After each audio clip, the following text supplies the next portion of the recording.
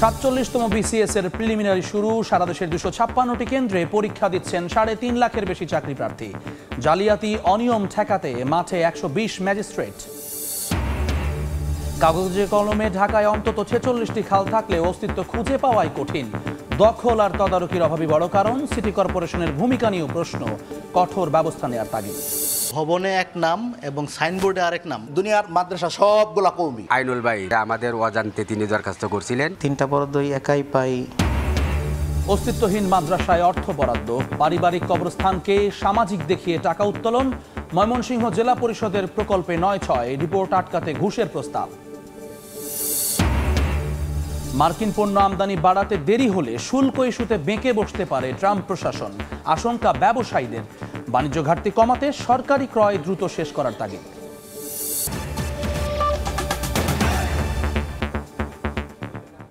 সময় সংবাদের সঙ্গে আছি আমি জুম্মান সাদিক জ্যাভলিন। ৪৭তম বিসিএস এর প্রিলিমিনারি পরীক্ষা শুরু হয়েছে। এতে অংশ নিয়েছেন ৩.৫ লাখের বেশি চাকরি প্রার্থী। সকাল 10টা থেকে পরীক্ষা শুরু হলেও 1 ঘন্টা আগে থেকেই কেন্দ্রে প্রবেশ করেন পরীক্ষার্থীরা। ঢাকা সহ দেশের 8 বিভাগীয় শহরের মোট ২৫৬টি কেন্দ্রে একযোগে এই পরীক্ষা চলছে। 2 ঘন্টাব্যাপী পরীক্ষায় সময় শেষ হওয়ার আগে কেউ হল ত্যাগ করতে পারবেন না। তবে প্রতিবন্ধী শিক্ষার্থীদের জন্য থাকবে 20 মিনিট অতিরিক্ত সময়। প্রিলিমিনারিতে জালিয়াতি অনিয়ম ঠেকাতে কাজ করছেন ১২০ ম্যাজিস্ট্রেট। ৪৭তম বিসিএসে মোট শূন্য ক্যাডার পদের সংখ্যা ৩,৪৮৭ আর নন ক্যাডার পদের সংখ্যা ২০১। এই বিসিএস থেকে মোট ৩,৬৮৮ জনকে ক্যাডার ও নন ক্যাডারে নিয়োগ দেওয়া হবে।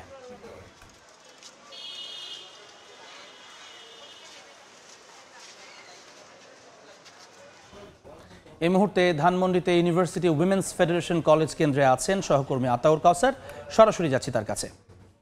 কাউসার, ঠিক মিনিট খানেক আগেই পরীক্ষা শুরু হয়েছে ৪৭তম বিসিএস যে প্রিলিমিনারি পরীক্ষা। ঘণ্টাধ্বনির মাধ্যমে আমরা বাইরে থেকে বুঝতে পেরেছি যে পরীক্ষা শুরু হয়েছে এবং এই পরীক্ষা চলবে 2 ঘন্টা। মোট 200 মার্কের পরীক্ষা। নিয়ম অনুযায়ী 9:30টার মধ্যেই সকল পরীক্ষার্থীকে হলে প্রবেশের যে কড়াকড়ি তাও আমরা দেখেছি অত্যন্ত কঠোরভাবেই মেনে চলতে এই কেন্দ্রে। 9:30টার পরে যারা এসেছে তাদের অনেককেই অনুৎসাহিত করা হয়েছে বা ঢুকতে দেওয়া হয়নি এবং 9:30টার আগে যারা এসেছে তাদেরকে খুবই কঠোর নিরাপত্তার মধ্যে তাদের যে আনুষঙ্গিক যে চেক সে চেকগুলো কমপ্লিট করে ঢুকানো হয়েছে। আনুষঙ্গিক চেক বলতে আমি বোঝাচ্ছি যে এখানে পরীক্ষার্থীদের বিশেষ কিছু নির্দেশনা রয়েছে পরীক্ষার্থীদের প্রতি। কেউ যেন মোবাইল সাথে না আনে, কেউ যেন ডিজিটাল কোনো ডিভাইস সাথে করে না আনে, কারো হাতে যেন কোনো ধরনের ঘড়ি না থাকে।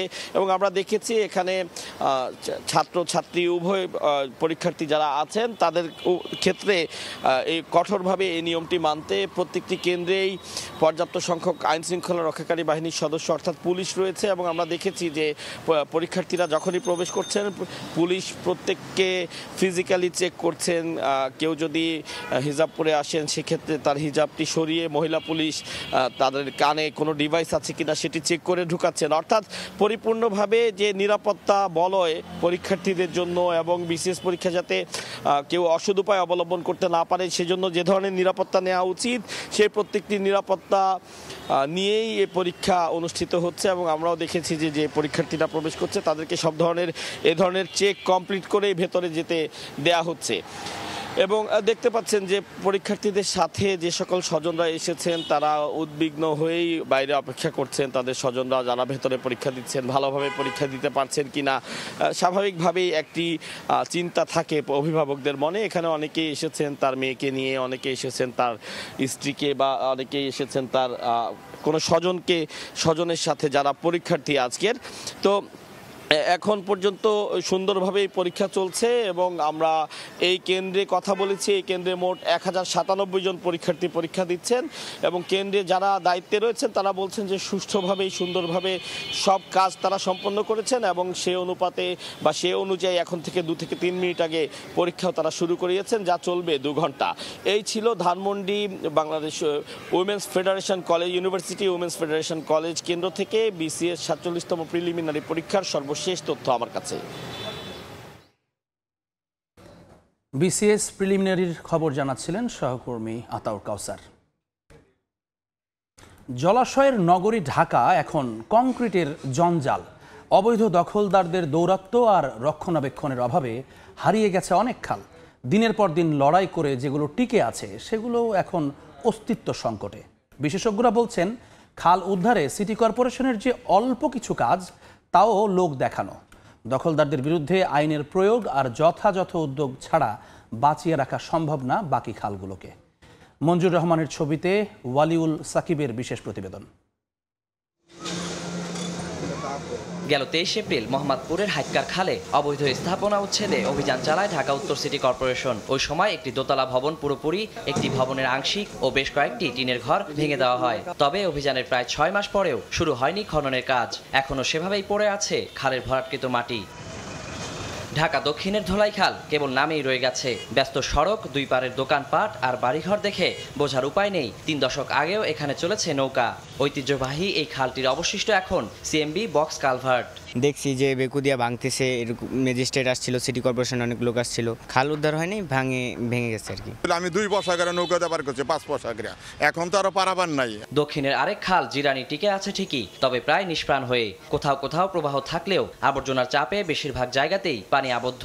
নামমাত্র ময়লা পরিষ্কার হয়, কিছু পলিথিন পরিষ্কার হয়, কিন্তু পানির যে প্রবাহ ঠিক করা, এগুলি কোনো কিছুই ঠিক করা হয় না। উত্তর সিটির আগারগাঁওয়ে যে খালটি কোনো মতে টিকে আছে সেটির অবস্থাও বেহাল। স্থানীয়দের কাছে বিএনপি বাজার খাল নামে পরিচিত এই খালটি মূলত কল্যাণপুর খালেরই অংশ।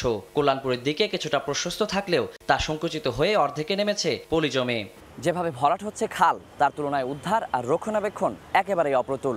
এভাবে চলতে থাকলে অচিরেই হয়তো ঢাকা পরিণত হবে খালশূন্য নগরে। বসবাসের অযোগ্য এই নগরী আর কতটা অযোগ্য হলে টনক নড়বে সংশ্লিষ্টদের, তার উত্তর নেই কারো কাছেই। River and delta research centre RDRCর 23 থেকে 24 সালের তথ্য অনুযায়ী ঢাকায় খাল আছে মোট 64টি। তাদের হিসেবে সাম্প্রতিক সময়ে দখল ও রক্ষণাবেক্ষণের অভাবে ঢাকার জলাশয়ের অন্তত প্রায় 120 কিলোমিটার জলপথ হারিয়ে গেছে। 2 সিটি কর্পোরেশনের হিসেবে ঢাকায় খাল আছে 46টি, তবে বাস্তবে এর বেশিরভাগের অস্তিত্ব খুঁজে পাওয়াই কঠিন হয়ে দাঁড়িয়েছে। খাল উদ্ধার আর সংস্কারে সিটি কর্পোরেশনগুলোর তৎপরতা ব্যয়বহুল নানা প্রকল্পের ঘোষণাতেই সীমাবদ্ধ। মাঝখানে প্রজেক্টের যে কিছু কম্পোনেন্ট আমরা দেখেছি আসলে বাস্তবায়ন করা খুব জটিল। সেই প্রেক্ষিতে আমরা ডিপিবি সংশোধন করে যেগুলো বাস্তবায়নযোগ্য আমরা সেগুলো হাতে নিয়েছি। আমাদের 3টা খাল অলরেডি উদ্ধারের জন্য আমাদের প্রজেক্ট পাস হয়েছে। সাংবাদিক কলোনি, 22টিকে এবং এভিয়েশন খাল। এই 3টা খালও আমরা সেম ওয়েতে ডিমার্কেশন অনুযায়ী আমরা বুঝে নেব এবং আমরা এটাকে প্রোটেকশন ওয়ার্ক এবং ফুটপাথ শো করে দেবো, ভবিষ্যতে কেউ এনক্রোচমেন্টটা বা দখলটা করতে না পারে। দখলদারদের বিরুদ্ধে কঠোর ব্যবস্থা না নেওয়ায় বন্ধ হচ্ছে না খাল দখল। সেই সঙ্গে সঠিক তদারকির অভাবও দেখছেন নগর পরিকল্পনাবিদ। পূর্বে যারা দখল করেছে তাদের শাস্তি দিতে পারিনি, যার ফলে এই দৃষ্টান্তটা তৈরি হলো না। খাল দখল করলে শাস্তি পাওয়া যায়। যে গত 5 বছর আগে আমাদের এত কিলোমিটার খাল ছিল, এখন এই বছরে এত কিলোমিটার নতুন খাল উদ্ধার করেছি এবং কতটুকু বেড়েছে, এই ধরনের কোনো পরিসংখ্যান কেউ দিতে পারে না। প্রকল্প কেন্দ্রিক জটিলতা থেকেও বেরিয়ে আসার তাগিদ বিশেষজ্ঞদের। ওয়ালিউল সাকিব, সময় সংবাদ, ঢাকা। মুহূর্তে ভাসান টেকের বাউনিয়া খাল এলাকায় আছেন সহকর্মী ওয়ালিউল সাকিব, সরাসরি যাচ্ছি সেখানে। সাকিব, আমি এই মুহূর্তে আছি ভাসানটেকের দেওয়ানপাড়া এলাকায় এবং আমার পাশে যে ময়লা আবর্জনা স্তূপ দেখা যাচ্ছে এটি মূলত বাউনিয়া খাল। এমনকি আমি যেই জায়গাটিতে দাঁড়িয়ে আছি সম্ভবত এই জায়গাটিও খালের অংশ, যদিও মাটি ভরাট করা এই জায়গাটিতে। কারণ হচ্ছে আমি এখানে কোনো খালের সীমানা নির্ধারণ পিলার দেখতে পাচ্ছি না। তো আমি ধারণা করে নিচ্ছি যে এই যে খালটি তো এখন যে বড় আকারে ছিল সেটি নেই, সংকুচিত হয়ে এসেছে। পাশাপাশি হচ্ছে খালের পার যে আমরা দেখতে পাচ্ছি, আমার মনে হচ্ছে 2 ধারেই হয়তো দখলকৃত জায়গা। আমরা স্থানীয়দের নির্মাণ করা পিলার দেখতে পাচ্ছি, যে দেয়ালের মতো তোলার চেষ্টা করা হয়েছে এমন দেখতে পাচ্ছি। তো আমি ধারণা করে নিতে পারি যে এটি হয়তো বা 2 পাশেই খালের বেশ কিছু অংশ রয়েছে। আর বলা যায় যে এই মুহূর্তে আসলে এই বাউনিয়া খালটির যে অবস্থা, যে ময়লা আবর্জনার একেবারে স্তূপ হয়ে আছে। আমি যে জায়গাটিতে দাঁড়িয়ে আছি তার ঠিক পাশেই আমি এখানে কিন্তু যে পলিথিন থেকে শুরু করে প্লাস্টিক, বিছানার তোষক, পানির বোতল, ককশিট থেকে শুরু করে মানে এমন কোনো ময়লা নেই এখানে যে ফেলা হয়নি। পাশাপাশি কিন্তু কচুরিপানা প্রচুর এখানে তৈরি হয়েছে, জন্ম নিয়েছে। তো সেই কারণে এই খালের যে কোনো প্রবাহ তেমনটি কিন্তু আমরা দেখতে পাচ্ছি না। যদিও স্থানীয়রা কিন্তু বলছেন যে এখানে এই খালটি বেশ গভীরতা রয়েছে এবং পাশাপাশি তারা বলছেন যে এখানে পানি প্রবাহ রয়েছে এই ময়লা আবর্জনার স্তূপের নিচ দিয়ে। তবে আমরা কিন্তু আসলে উপরে যে পরিস্থিতি সেটি দেখে এমনটা ধারণা করতে পারছি না, কোনো ধরনের পানি প্রবাহ দেখতে পাচ্ছি না। আর যে এই খালটির কথা যদি আমি একটু বলি, যে এই খালটি কিন্তু মূলত মিরপুর 14 থেকে শুরু হয়েছে এবং এরপর হচ্ছে ভাসানটেক, মাটিকাটা, মানিকদি, বালুঘাট হয়ে আশুলিয়ার তুরাগ নদে গিয়ে মূলত এই খালটি মিশেছে। তবে এই দিকটিতে যেমনটি আমি দেখতে পাচ্ছি যে ময়লা আবর্জনা স্তূপ, আমি ঠিক ব্রিজের ওই পারেও কিন্তু আমি দেখেছি ময়লা আবর্জনা স্তূপ রয়েছে, তবে কিছুটা দূরে কিন্তু পানি দেখা যাচ্ছে, সেখানে কিন্তু আমরা পানির প্রবাহ কিছুটা দেখতে পেয়েছি। আর যদি একটু আবর্জনা পরিষ্কারের কথা বলি, স্থানীয়রা বলেছেন যে 3-4 মাস আগে এটা সর্বশেষ পরিষ্কার করা হয়েছিল। তারা বলছেন যে নিয়মিতভাবে কিন্তু পরিষ্কার করা হচ্ছে না, কিংবা উচ্ছেদের যে অভিযান সেটিও কিন্তু নিয়মিতভাবে চলছে না। তো এই ছিল আমার কাছে এখন পর্যন্ত এই বাউনিয়া খালের যে বেহাল অবস্থা এবং যে মৃতপ্রায় এই খালটির সবশেষ খবর। ভাসানটেক থেকে যুক্ত হয়ে মরা খালের খবর জানাচ্ছিলেন সহকর্মী ওয়ালিউল সাকিব। রংপুরের গঙ্গাছড়ার মহিপুরে দ্বিতীয় তিস্তা সেতু রক্ষা বাঁধে তীব্র ভাঙন দেখা দিয়েছে।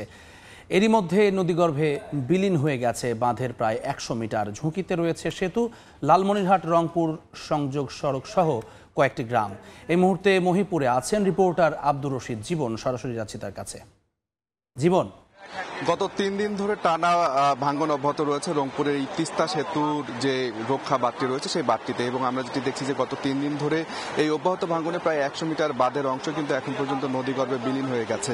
এবং এখানকার যারা স্থানীয় রয়েছেন তাদের অনেকের সঙ্গে আমার কথা হয়েছে, তারা যেটি বলছেন যে এই যে বাঁধটি, এই বাঁধটি কিন্তু আসলে রংপুরের গঙ্গাচড়ার মহিপুরের যে তিস্তা নদী রয়েছে সেই তিস্তা নদীর উপরে নির্মিত মহিপুর যে ব্রিজ রয়েছে দ্বিতীয় তিস্তা সেতু, এই সেতুটি কিন্তু আসলে লালমনিরহাটের সঙ্গে রংপুরকে সংযুক্ত করেছে। এবং এই যে তিস্তা সেতুর সাথে যে সংযোগ সড়কটি রয়েছে এই সড়কটি দিয়ে লালমনিরহাটের লোকজন এবং রংপুরের লোকজন যেমন যাওয়া আসা করে, পাশাপাশি বুড়িবনি স্থলবন্দরের যে পরিবহনগুলো রয়েছে সেগুলো কিন্তু মাঝে মধ্যে চলাফেরা করে। তো স্থানীয়রা যেটি বলছেন যে এই যে সেতু রক্ষা যে বাঁধটি দেওয়া হয়েছে এই বাঁধটিতে যে ভাঙন শুরু হয়েছে, এই ভাঙনের যে অব্যাহত ভাঙনের কারণে কিন্তু সেতুটিও কিন্তু হুমকির মুখে রয়েছে, পাশাপাশি লালমনিরহাট রংপুরের যে সংযোগ সড়কটি রয়েছে সেটিও কিন্তু হুমকির মুখে রয়েছে। এবং তারা যেটি বলছেন যে এই যে সেতু রক্ষার যে বাঁধটি রয়েছে এটি কিন্তু গত বছর থেকে কিন্তু এখানে কিন্তু এসপার যে বাঁধগুলো রয়েছে, যে ব্লকগুলো রয়েছে কংক্রিটের, সেই ব্লকগুলো কিন্তু ধসে যাওয়া শুরু হয়। এবং গত 1 বছরের এই অব্যাহত ব্লক ধসে যাওয়ার পরেই কিন্তু এবার কিন্তু একেবারে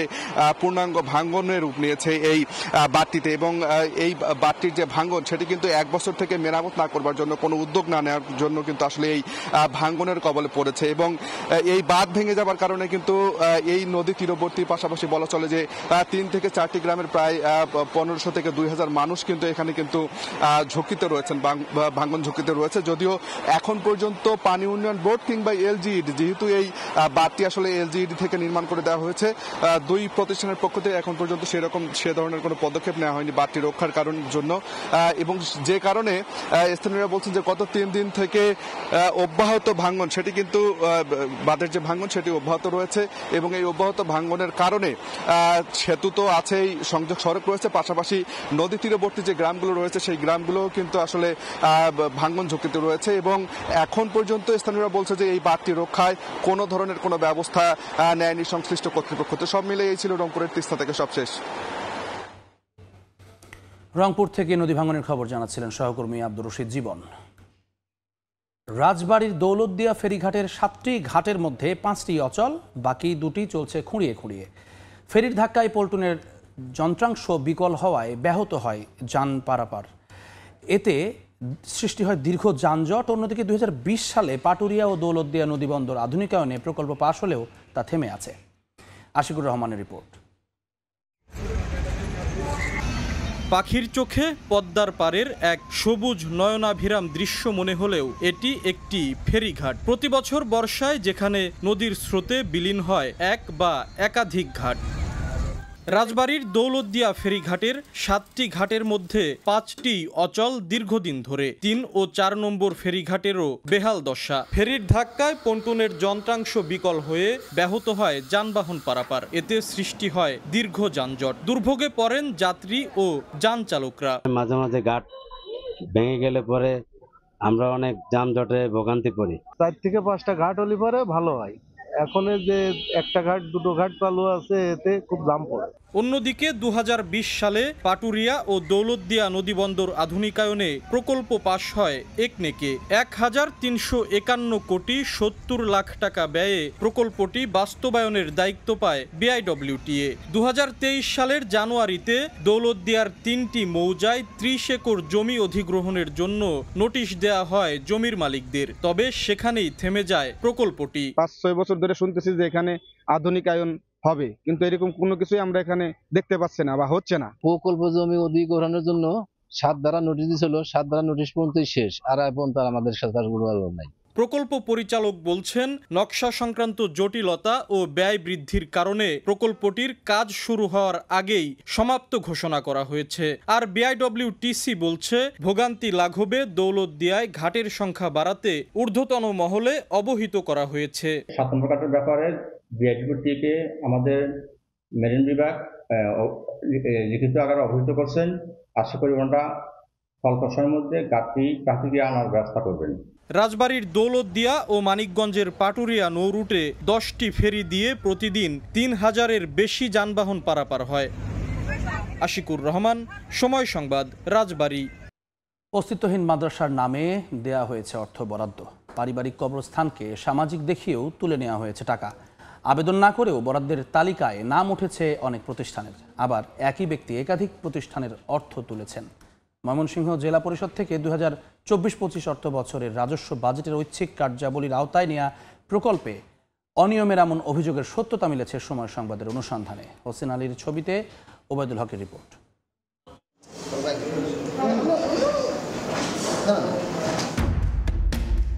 ময়মনসিংহ জেলা পরিষদে 2024-25 অর্থ বছরে রাজস্ব বাজেটের জনস্বাস্থ্য উপখাতে 47টি প্রকল্পে 86,50,000 টাকা বরাদ্দ দেওয়া হয়। এর মধ্যে সদর উপজেলার ভাবখালী ইউনিয়নেই নেওয়া হয় 35 লাখ টাকা ব্যয়ে 17টি প্রকল্প, যার বেশিরভাগ কওমি মাদ্রাসার উন্নয়ন এবং বাস্তবায়ন প্রকল্প কমিটির হাতে। একটি ইউনিয়নে জেলা পরিষদ থেকে এত বরাদ্দ কিভাবে গেল এ নিয়ে প্রশ্ন ওঠে। সেই প্রশ্নের উত্তর খুঁজতে ভাবখালী ইউনিয়নে সময় সংবাদ। বরাদ্দপত্রের 45 নম্বরে থাকা জামিয়া হাজেরা মহিলা মাদ্রাসা নামে বরাদ্দ হয়েছে 2 লাখ টাকা। তবে পরিচালক জানালেন, তিনি কোনো বরাদ্দের জন্য আবেদনই করেননি। জামিয়া হাজেরা মহিলা মাদ্রাসা নামে এখনো পর্যন্ত কোনো টাকা পাইনি। তার কথার সূত্র ধরে চুরখাই বাজারের পাশে একই নামে আরেকটি মাদ্রাসা খুঁজে পাওয়া যায়। মাদ্রাসার দেয়ালে রং দিয়ে জামিয়া হাজেরা কওমি মহিলা মাদ্রাসা লেখা থাকলেও ছাদের উপরে নতুন করে একটি বোর্ড সাটানো হয়েছে, যেখানে কওমি শব্দ বাদ দিয়ে লেখা হয়েছে। অস্তিত্বহীন মাদ্রাসায় কয়েকদিন আগে এই সাইনবোর্ড সাঁটিয়ে টাকা তুলে নেওয়া হয়। এ বিষয়ে প্রশ্ন করা হলে ক্ষিপ্ত হন মাদ্রাসাটির পরিচালক নজরুল ইসলাম। তিনি আবার বরাদ্দপত্রে থাকা 44 নম্বরের জামিয়া হাজি শমসের আলী মহিলা মাদ্রাসা নামেও 2 লাখ টাকা বরাদ্দ নিয়েছেন। ভবনে এক নাম এবং সাইনবোর্ডে আরেক নাম। দুনিয়ার মাদ্রাসা সবগুলা কওমি, এটা আপনি কি আপনি জানেন না? দেখে মূর্খের মতো প্রশ্ন করছেন। এক ইউনিয়নে 2 নাম 10 নামে হওয়া কোনো এটা কোনো আইনে বা কোনো রেজুলেশনে বা কোনো নিয়ম শৃঙ্খলার ভিতরে কোনো এটা বাধা ভিত্তিক আছে? অনুসন্ধানে এমন আরও বেশ কয়েকটি প্রতিষ্ঠান পাওয়া গেছে, যাদের কেউ আবেদন না করলেও তাদের নামে বরাদ্দ হয়ে গেছে। অভিযোগ উঠেছে, জালিয়াতির মাধ্যমে বরাদ্দ নেয়ার পেছনে ভূমিকা রেখেছেন স্থানীয় আইনুল হক নামে এক ব্যক্তি। তিনি নিজেই 2টি মাদ্রাসা ও একটি কবরস্থানের নামে 7 লাখ টাকা বরাদ্দ নিয়েছেন। আইনুল ভাই জানাইছে খরচ টস দিয়া আপনার 90,000 টাকা পাবেন। আইনুল ভাই আমাদের অজান্তে তিনি দরখাস্ত করছিলেন, 1/3 অংশ হয়তো আমরা পাবো না আর কি, বাকিটা আমরা পাইবো আর কি। জেলা পরিষদের ভারপ্রাপ্ত প্রধান নির্বাহী কর্মকর্তার সঙ্গে সখ্যতা গড়ে একাই ভুয়া প্রকল্প বাগিয়ে নিয়েছেন আইনুল হক। সব অভিযোগ অস্বীকার করলেও সময় সংবাদের প্রতিবেদককে ম্যানেজ করতে অনৈতিকভাবে সুবিধা দেওয়ার চেষ্টা করেন আইনুল হক। 3টা বরাদ্দই একাই পাই, এই সম্পর্কে আপনাদেরকে কি বলবো, এটা আল্লাহর রহমত ছাড়ার কিছু না। অনিয়ম নজরে আনলে খতিয়ে দেখার কথা বললেও কারো যোগ সাজসে বরাদ্দ দেওয়ার ব্যাপারটি অস্বীকার করেছেন জেলা পরিষদের প্রধান নির্বাহী কর্মকর্তা। তবে তদন্ত করে ব্যবস্থা নেওয়ার আশ্বাস জেলা পরিষদ প্রশাসকের। এটার সাথে তো আমি সিইও হিসেবে একাই না, এটার সাথে তো প্রশাসক আছে। তখন দেখা যায় যে এর বেশিরভাগই ডিস্ট্রিবিউশন হয় প্রশাসক কর্তৃক। সংশ্লিষ্ট যারা সহকারী প্রকৌশলী বা অফিস সহকারী, আমিও যদি মনে করি যে আমি জ্ঞাতসারে এটার সাথে জড়িত, আমারও অবশ্যই পানিশমেন্ট হওয়া উচিত। এরই মধ্যে বরাদ্দের টাকা আত্মসাতের অভিযোগ এনে জেলা পরিষদের প্রশাসক বরাবর অভিযোগ করেছে একাধিক প্রতিষ্ঠান। মাদ্রাসার নামে বরাদ্দের এমন নয়ছয়কে অত্যন্ত নিন্দনীয় বলছেন সচেতন নাগরিকরা। তাদের চাওয়া, এমন অনিয়মের পেছনে যারাই জড়িত তাদেরকে যেন আনা হয় দৃষ্টান্তমূলক শাস্তির আওতায়। ওবায়দুল হক, সময় সংবাদ, ময়মনসিংহ। ছুটির দিনেও রাকসু নির্বাচনের প্রচার প্রচারণায় ব্যস্ত প্রার্থীরা। এই মুহূর্তে রাজশাহী বিশ্ববিদ্যালয়ে আছেন সহকর্মী মওদুদ রানা। সরাসরি যাচ্ছি তার কাছে। রানা, আর মাত্র 5 দিন পর রাজশাহী বিশ্ববিদ্যালয়ের কেন্দ্রীয় ছাত্র সংসদ, সিনেট ছাত্র প্রতিনিধি এবং হল সংসদ নির্বাচনের অনুষ্ঠিত হওয়ার কথা, কিন্তু এই মাত্র 5 দিন তখন যে প্রচার প্রচারণা হওয়ার কথা ছিল সেই উৎসাহের বা উৎসবের কিছুটা ঘাটতি রয়েছে। এর কারণ গতকাল রাত ভর এখানকার যারা প্রার্থী রয়েছেন, শিক্ষার্থীরা রয়েছেন, তারা আন্দোলনে ব্যস্ত ছিলেন। গত 2 জানুয়ারি রাজশাহী বিশ্ববিদ্যালয় প্রশাসন পোষ্য কোটা সম্পূর্ণরূপে বন্ধ করে এবং এরপর থেকে এখানকার শিক্ষক, কর্মকর্তা, কর্মচারীদের একাংশ তারা আন্দোলন করে আসছিল পোষ্য কোটা ফিরিয়ে আনার জন্য এবং বিশ্ববিদ্যালয় প্রশাসন কাল বিকেলে 10টি শর্ত সাপেক্ষে সেই পোষ্য কোটা ফিরিয়ে নিয়ে আসে এবং এরপর থেকে যারা প্রার্থীরা ছিলেন, যারা শিক্ষার্থীরা ছিলেন, তারা আন্দোলন শুরু করেন এবং সন্ধ্যা 7টা থেকে শুরু হওয়া সেই আন্দোলন চলে মধ্যরাত পর্যন্ত এবং শিক্ষার্থীরা সেই আন্দোলন মধ্যরাতে স্থগিত করেন এবং তারা ঘোষণা দেন আজকে দুপুর 12টায় কেন্দ্রীয় যে বিশ্ববিদ্যালয় মসজিদটি রয়েছে সেই মসজিদ থেকে তারা আবার আন্দোলন শুরু করবে। এই আন্দোলনের কারণেই শেষ সময়ে হলেও প্রচারণা আসলে কিছুটা বলা চলে যে স্থবির। তবে যারা প্যানেলভুক্ত নয়, অর্থাৎ যারা সাধারণ শিক্ষার্থীরা প্রার্থী হয়েছেন, অর্থাৎ স্বতন্ত্র প্রার্থী হয়েছেন, তারা তাদের প্রচারণা চালিয়ে যাচ্ছেন। আমরা এই মুহূর্তে রয়েছি পরিবহন মার্কেটে এবং আমরা দেখছি যে এখানে যারা শিক্ষার্থীরা লেখাপড়া করছেন সেখানে প্রার্থীরা এসেছেন এবং তাদের যে প্রচারপত্র সেটি তারা বিলি করছেন। তারা তাদের পক্ষে ভোট দেওয়ার আহ্বান জানাচ্ছেন এবং তারা তাদের যে ইশতেহার রয়েছে, তারা জয়ী হলে কি করবেন সেটি তারা আসলে এই শিক্ষার্থীদেরকে বোঝাচ্ছে। এবং আমরা এই ছুটির দিনে আরও যেটি দেখেছি, হলগুলোতে যারা রয়েছেন স্বতন্ত্র প্রার্থী তারাও প্রচারণা শুরু করে দিয়েছেন। তারা বলছেন যে তারা দুপুর 12টা পর্যন্ত প্রচারণা করবেন এবং এরপর দুপুর 12টার পর থেকে তাদের যে ঘোষিত আন্দোলন সেই আন্দোলনে তারা যোগ দিবেন। তারা বলছেন যে একই সাথে তাদের যে দাবি যে পোষ্য কোটা সেটি যাতে বন্ধ হয়, সেটি যাতে ক্যাম্পাসে ফিরে না আসে সে আন্দোলন থাকবে এবং অন্যদিকে 25শে আগস্ট যাতে নির্বাচন হয় সে ব্যাপারেও তারা আন্তরিক। সব মিলিয়ে ক্যাম্পাসে উত্তেজনা রয়েছে, কিছুটা থমথমে পরিস্থিতি রয়েছে। তবে বিশ্ববিদ্যালয় প্রশাসন এই শিক্ষার্থীদের আন্দোলনকে কিভাবে দেখেন এবং শিক্ষার্থীরা নির্বাচনকে কিভাবে সামনে রেখে এগিয়ে যান সেটি আসলে দেখার ব্যাপার। এই ছিল রাজশাহী বিশ্ববিদ্যালয় থেকে আমার কাছে সর্বশেষ। রাকসু নির্বাচনের সবশেষ খবর জানাচ্ছিলেন সহকর্মী মওদুদ রানা। স্টিলটেক মানে গুণগত মানের নিশ্চয়তা। It's all about stainless style. যুক্তরাষ্ট্র থেকে পণ্য আমদানি বাড়াতে দৃশ্যমান পদক্ষেপ নিতে বিলম্ব হলে শুল্ক ইস্যুতে বেঁকে বসতে পারে মার্কিন প্রশাসন, এমন আশঙ্কা করছেন ব্যবসায়ীরা। এ অবস্থায় দুই দেশের বাণিজ্য ঘাটতি কমাতে সরকারি ক্রয় কার্যক্রম দ্রুত সম্পন্ন করার তাগিদ দিয়েছেন অর্থনীতিবিদরা। সেই সঙ্গে বেসরকারি পর্যায়ে মার্কিন পণ্য ও কাঁচামাল আমদানি বাড়াতে নীতি সহায়তা দিয়ে ব্যবসায়ীদের পাশে দাঁড়ানোর পরামর্শ তাদের। MS আরেফিনের report. সরকার তো একটা সমঝোতায় তো এসেছেন, যেটার কারণে 37 থেকে এটা 20-এ এটা নামিয়ে নিয়ে আসা হয়েছে। এই যে আমরা ওদের কিছু কমিটমেন্ট করলাম, এই কমিটমেন্টগুলো যদি আমরা খুব কুইকলি এক্সিকিউট করি। বাণিজ্য ঘাটতি কমানোর শর্তে বাংলাদেশি পণ্য রপ্তানিতে আরোপ করা বাড়তি 37% শুল্ক কমিয়ে গেল 1 আগস্টে 20% করেছে মার্কিন যুক্তরাষ্ট্র। এরই মধ্যে মার্কিন কোম্পানি বোয়িং থেকে 25টি বিমান কেনার আগ্রহ দেখিয়েছে ঢাকা। যুক্তরাষ্ট্র থেকে LNG, গম, সয়াবিন ও তুলা আমদানির বাড়ানোর লক্ষ্যও ঠিক করেছে বাংলাদেশ। তবে আমদানি বাড়াতে দৃশ্যমান পদক্ষেপ নিতে বিলম্ব হলে বেঁকে বসতে পারে ট্রাম্প প্রশাসন, চাপ বাড়াতে পারে রপ্তানিকারকদের ওপর, এমন আশঙ্কা করছেন উদ্যোক্তারা। ইউএসকে বোঝা ভেরি টাফ। আমরা যদি কোনো দেরি করে ফেলি তখন হয়তো বা আমাদের পিছু উঠে পড়ে লাগবে না, 20% না, এটাকে আরো একটু বেশি করে করতে হবে। তো এই জন্য আমরা সরকারের কাছে বলছি, আমরাও কাজ করে যাচ্ছি, যে কমিটমেন্টগুলো করেছি এগুলো যেন আমরা খুব তাড়াতাড়ি বাস্তবায়ন করতে পারি। ব্যবসায়ীদের এমন শঙ্কা দূর করতে সরকারকে এগিয়ে আসার তাগিদ দিচ্ছেন অর্থনীতিবিদরা। সবচেয়ে যেটা দ্রুততার সাথে দেখানো যায় সেটা হলো গভর্নমেন্টের প্রকিউরমেন্টের ক্ষেত্রে সরকার যেগুলো প্রকিউরমেন্ট করে সেসব প্রকিউরমেন্টগুলো মার্কিন যুক্তরাষ্ট্র থেকে বেশি করলো। প্রতিযোগিতামূলক বাজার থেকে সরে যুক্তরাষ্ট্র থেকে পণ্য আমদানি বাড়াতে প্রয়োজনে নতুন নীতি কৌশল সাজানোর পরামর্শ তাদের। ব্যক্তিখাত যেটা আমদানি করবে সেখানে তার যদি লস দিয়ে আমদানি করতে তাহলে সে উৎসাহিত হবে না। ব্যক্তিখাতেরটাকে যদি প্রণোদিত করতে চায়, ট্রেড ডাইভার্সন করে অন্য দেশ থেকে না কিনে মার্কিন যুক্তরাষ্ট্র থেকে কেনার জন্য প্রণোদিত করা, তাহলে সেটা করতে গেলে ব্যক্তিখাতকেও কিছুটা সুযোগ সুবিধা সেখানে দিতে হবে। চলতি মাসেই বাংলাদেশ ও যুক্তরাষ্ট্রের মধ্যে একটি বাণিজ্য চুক্তি হওয়ার সম্ভাবনার কথা জানিয়েছে বাণিজ্য মন্ত্রণালয়। MS আরিফিন, সময় সংবাদ, ঢাকা। ভারপ্রাপ্ত প্রধান শিক্ষক হয়ে নিজেকেই দিয়েছেন সহকারী প্রধান শিক্ষক পদে চাকরি। তারপর 6 বছর নিয়েছেন 2 পদের বেতন ভাতা। চাঞ্চল্যকর এই ঘটনা কিশোরগঞ্জের বালিয়া উচ্চ বিদ্যালয়ে। প্রাথমিকভাবে অভিযোগের সত্যতা নিশ্চিত করেছেন বর্তমান প্রধান শিক্ষক ও পরিচালনা কমিটির সভাপতি। তদন্ত শুরু করেছে জেলা শিক্ষা অফিসও। প্রতিবেদন পেলেই ব্যবস্থা নেওয়ার কথা জানিয়েছে কর্তৃপক্ষ। নূর মোহাম্মদের পাঠানো তথ্য ছবি নিয়ে রিপোর্ট। ছিলেন জুনিয়র শিক্ষক, কিন্তু প্রধান শিক্ষকের অবর্তমানে সিনিয়র শিক্ষকদের ডিঙিয়ে হয়ে যান বিদ্যালয়ের ভারপ্রাপ্ত প্রধান শিক্ষক। আর সে পদে থেকেই নিজেকে নিয়োগ দেন সহকারী প্রধান শিক্ষক হিসেবে। কিশোরগঞ্জের করিমগঞ্জ উপজেলার বালিয়া উচ্চ বিদ্যালয়ের সাবেক ভারপ্রাপ্ত প্রধান শিক্ষক ও বর্তমান সহকারী প্রধান শিক্ষক মোহাম্মদ শামস উদ্দিনের বিরুদ্ধে উঠেছে এমন অভিযোগ। ভারপ্রাপ্ত প্রধান শিক্ষক থাকাকালীন 2012 থেকে 18 সাল পর্যন্ত 6 বছর একই সময়ে 2টি পদের বিপরীতে বেতন নিয়েছেন। এতে প্রায় 30 লাখ টাকা অতিরিক্ত নেওয়ার অভিযোগ উঠেছে তার বিরুদ্ধে।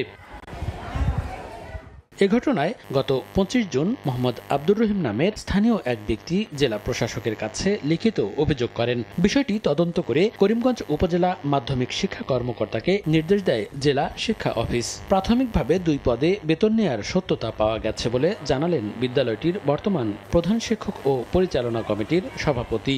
বিচার বা এটা তদন্তটা মানে আমরা চাই, যদি আমার বাপ হতো তারা মানে সঠিক বিচার হোক, এটা আমরা চাই। একটা সহকারী প্রধান শিক্ষক হিসেবে আর একটা ভারপ্রাপ্ত প্রধান শিক্ষক হিসেবে সে 2টা বেতন নিয়েছে, এটা কাগজপত্র তার স্বাক্ষর সহ সব কিছু আছে। উপজেলা শিক্ষা অফিসার, জেলা শিক্ষা অফিসার বিষয়টা তদন্ত করছে। তাদের সাথে পরামর্শ করে, ইউনূস স্যারের সাথে পরামর্শ করে আমি পরবর্তী পদক্ষেপ গ্রহণ করব। তবে অভিযুক্ত শিক্ষকের দাবি নিয়মের বাইরে কোনো কাজ করেননি তিনি। আমি দায়িত্ব পালনকালীন অর্থনৈতিক বা একাডেমিক কোনো কাজেই নিয়মের বাইরে আমি কোনো কাজ করি নাই। আর তদন্ত প্রতিবেদন অনুযায়ী ব্যবস্থা নেওয়ার কথা জানান জেলা শিক্ষা কর্মকর্তা। সাবেক ভারপ্রাপ্ত প্রধান শিক্ষকের তদন্তটা দায়িত্ব দেওয়া হয়েছে উপজেলা মাধ্যমিক শিক্ষা অফিসার করিমগঞ্জকে। আমরা বলেছি অ্যাজ আর্লি অ্যাজ পসিবল রিপোর্টটা দেওয়ার জন্য।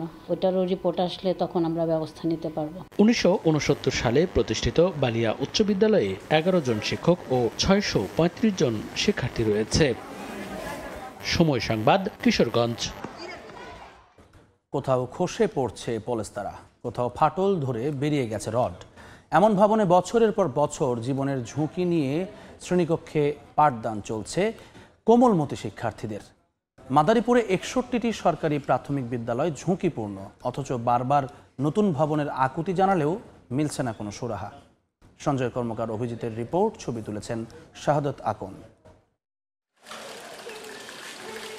টিনের চালা চুইয়ে পড়ছে বৃষ্টির পানি, শ্রেণীকক্ষেও পানি জমে গেছে, পাঠদান ব্যাহত। দীর্ঘদিনেও সমাধান না হওয়ায় ক্ষুব্ধ শিক্ষক, শিক্ষার্থী ও অভিভাবকরা। 1973 সালে এমপিওভুক্ত হয় মাদারীপুরের কালকিনি উপজেলার দক্ষিণ কৃষ্ণনগর সরকারি প্রাথমিক বিদ্যালয়। এরপর সেখানে 1993 সালে একটি টিনশেড ঘর নির্মাণ করা হয়। বর্তমানে জরাজীর্ণ আর ঝুঁকিপূর্ণ পুরো টিনশেড ঘর। চরম আতঙ্কে শিক্ষার্থীরা। 120 জন শিক্ষার্থী আর 7 জন শিক্ষকের জন্য পাশে আলাদা 2009 সালে দোতলা একটি ভবন নির্মাণ করা হলেও সেটিরও করুণ দশা। এদিকে সদর উপজেলার কোলচরি নিজগ্রাম এলাকার ক খ গ সরকারি প্রাথমিক বিদ্যালয়ে জীবনের ঝুঁকি নিয়ে শ্রেণীকক্ষে পাঠদানে অংশ নিচ্ছে শিক্ষার্থীরা। কখনো ভবন থেকে খসে পড়ছে পলেস্তারা। একই অবস্থা জেলার 61টি সরকারি প্রাথমিক বিদ্যালয়ের। প্রতিটা কলম ফাটল ধরেছে এবং অনেক কলমের রড বের হয়ে গেছে। এখন এই অবস্থায় এই বিল্ডিংটা ঝুঁকিপূর্ণ আছে। বৃষ্টি নামলে আমাদের টিনের চালার যে ভবন, এই ভবনটা হলো এত পরিমাণ বৃষ্টি পড়ে যে স্টুডেন্টের বই খাতা সব ভিজে যায়। ছাদের যে বালু কণা সেগুলা ভেঙে ভেঙে পড়ে। চাল ফুটো থাকার কারণে বৃষ্টির সময় আমাদের বই খাতা ভিজে যায় এবং ঝড়ের সময় আমরা আতঙ্কে থাকি। এই কারণে আমাদের একটি নতুন ভবন চাই। জেলা প্রাথমিক শিক্ষা কর্মকর্তা জানান, ঝুঁকিপূর্ণ এসব ভবনের নামের তালিকা করে অধিদপ্তরে পাঠানো হয়েছে। যে সমস্ত বিদ্যালয় ঝুঁকিপূর্ণ রয়েছে সে সমস্ত বিদ্যালয়গুলোর তালিকা সংগ্রহ করে আমরা পরবর্তী যেই অবকাঠামো নির্মাণের যে প্রকল্পগুলো হবে সেগুলোতে অন্তর্ভুক্ত করার জন্য আমরা ব্যবস্থা নিচ্ছি। মাদারীপুরের 5টি উপজেলায় 719টি সরকারি প্রাথমিক বিদ্যালয়ে 1,08,495 জন শিক্ষার্থীর বিপরীতে শিক্ষকের সংখ্যা 4,058 জন। এর মধ্যে 61টি সরকারি প্রাথমিক বিদ্যালয়ে কয়েক বছর ধরে ঝুঁকিপূর্ণ ও পরিত্যক্ত ঘোষণা করে প্রশাসন। ভেঙে গেছে দরজা জানালা, ঝোড়ো বাতাসে প্রতি মুহূর্তেই বাড়ে আতঙ্ক। এতে কমছে শিক্ষার্থীর সংখ্যাও। এখনই কার্যকর ব্যবস্থা না নিলে পাঠদান হতে পারে চরম ব্যাহত। সঞ্জয় কর্মকার, অভিজিৎ, সময় সংবাদ, মাদারীপুর। বরিশালের বাকেরগঞ্জে কারখানা নদীর ভাঙন ঠেকানোর দাবিতে মানববন্ধন করেছেন স্থানীয়রা। বৃহস্পতিবার নদী তীরে এই কর্মসূচিতে অংশ নেন তারা। বক্তারা বলেন, প্রতি বছর ভাঙনে নদী তীরবর্তী দুর্গাপাশা ইউনিয়নের জিরাইল পাটকাঠি গ্রামে বিলীন হচ্ছে ভিটেমাটি ও ফসলি জমি। নদীগর্ভে চলে যাচ্ছে কবরস্থানের জমিও। বর্ষায় আরও তীব্র হয় ভাঙন। এতে বিলীন হয়ে যাচ্ছে বরিশালের সঙ্গে পটুয়াখালীর বাউফলের সংযোগ সড়কটিও। শারদীয় দুর্গাপূজাকে ঘিরে প্রতিমা তৈরিতে ব্যস্ত কারিগররা। অবকাঠামো শেষে চলছে রঙের কাজ। তুলির আঁচড়ে দেবদেবীর রূপ দেয়া হচ্ছে প্রতিমাকে।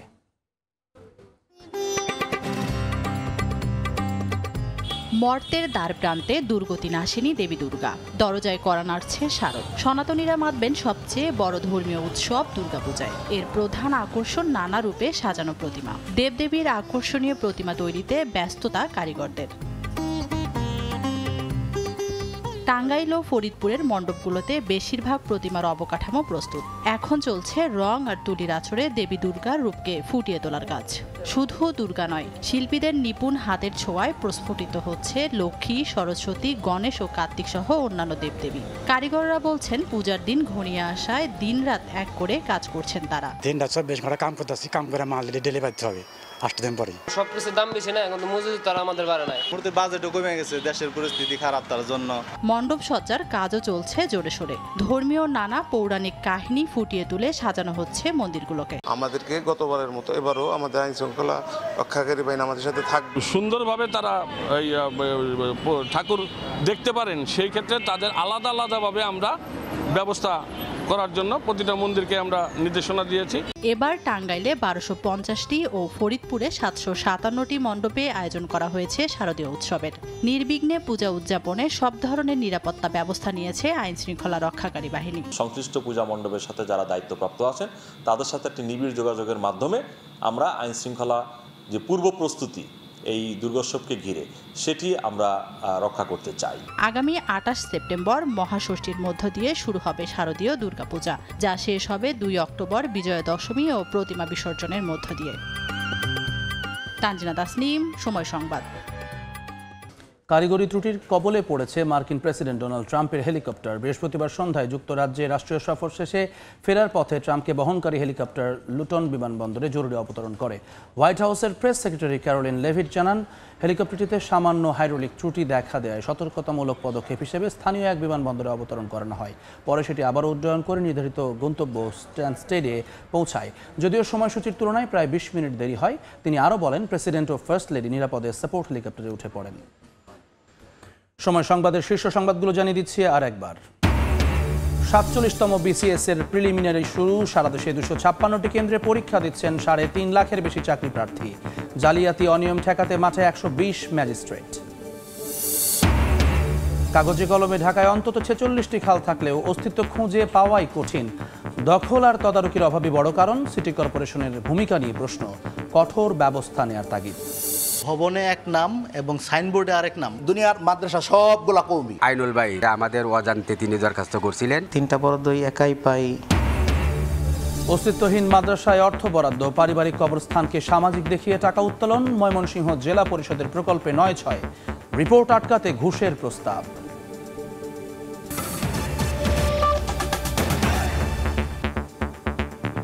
এই ছিল সময় সংবাদে।